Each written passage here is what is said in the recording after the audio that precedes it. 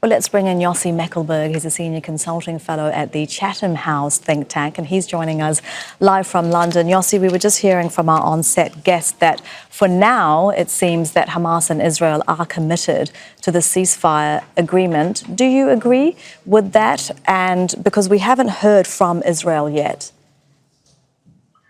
I agree with the previous speaker. I think they are committed to this, but they will create crisis from week to week in order to push certain things to the other side and get something out of it.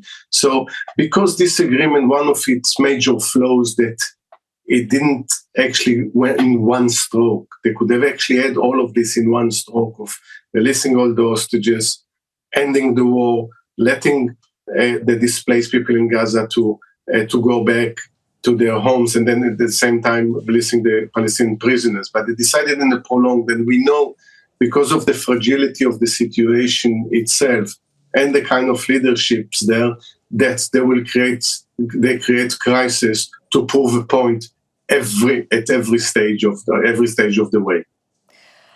Yossi, does overcoming this crisis, though, does it bode well at all for the future of the ceasefire? Yes and no. The no, because the more crisis, the less trust, the meaning that both sides will look for a way out. But the yes, because we see that with the help of the mediators, they resolve the crisis. So in a very odd way, they created a conversation between them, a discourse of this ceasefire that's going close to brinkmanship or to the brink, and then the mediators intervene and they resolve it. And at the end of the day, they abide by what they committed. It's a strange way to communicate, but I think we'll have to get used to it. As long as they move forward and they abide by their obligations, I think we should just learn to live with that. And the phase 2 of the ceasefire, which involves the full Israeli military withdrawal, or it should, if we stick to the ceasefire framework, that was always going to be one of the most difficult barriers to come up against. Has anything changed in the Israeli government's calculations? Because it's been against that. Has anything changed since the ceasefire has come into effect? I don't think so. On both sides, the second phase is the kind of the most problematic for both of them.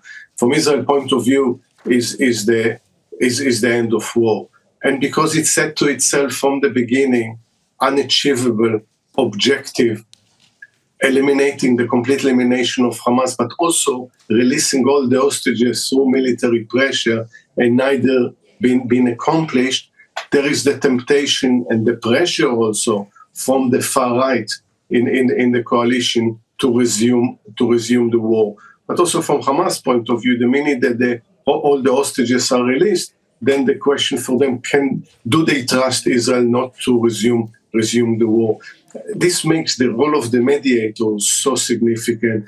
With the intervention and the unwelcome intervention from Washington, they say whatever the results of this negotiation, it's not going to include the people of Gaza because they will be forced out of Gaza. This adds complication that reduce the trust even further. Yossi Mekelberg, thank you so much for your analysis, as always. We appreciate it. Thank you very much. Make sure to subscribe to our channel to get the latest news from Al Jazeera.